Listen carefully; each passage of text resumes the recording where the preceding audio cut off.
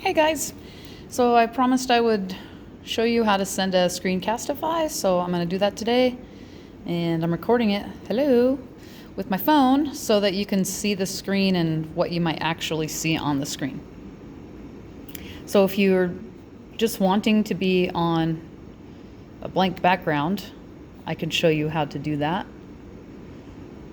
later. But if you want to have like a Google slide open or their Google Classroom so they could just kind of see what you're talking about with whatever assignments you have, that you want to show them some stuff, you could have that.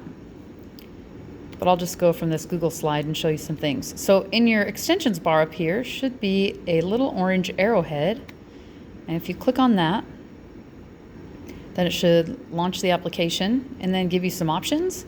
Right now your video is limited to 5 minutes, so know what you're going to say, I guess, before you get to going. And you can choose to have just the webcam filming you, or you can film the desktop, which would then include all your open tabs and all your other stuff here. And if you are only going to talk from one tab and you don't want your students to be distracted by all the other stuff going on, pick browser tab, and then it will only film that tab and it will leave all the other stuff in the peripheral. Obviously you want your microphone on. You can choose to embed your webcam or leave it out. Sometimes I record things and leave the webcam out. Today I'll leave it on so you can kind of see what that looks like. I like a countdown. I like to have the drawing tools. I never mess with those other two things.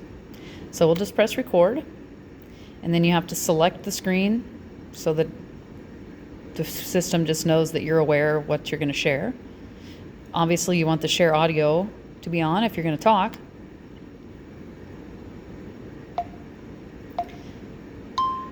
And then it counted down, and now you're recording, and blah, blah, blah. You say whatever you want, and because we're in the one where it's going to film the whole screen, then I can go to my different tabs and talk to them. If I wanted to draw, I could select the drawing tool and circle important things, or I would find it difficult to do math this way, but if you are really talented, maybe you could do some stuff. But I would find that to be difficult and annoying. And then whenever you're done, you should be able to go up here and click on the Screencastify thing again. And you have to be patient. And then you can decide whether you don't like it, whether you'd rather do this again, pause it, or be done. And when you're done, it will then save it on your Google Drive, and then you can choose to upload it in various ways. So if you want to publish it to YouTube, share it directly to your classroom. I usually,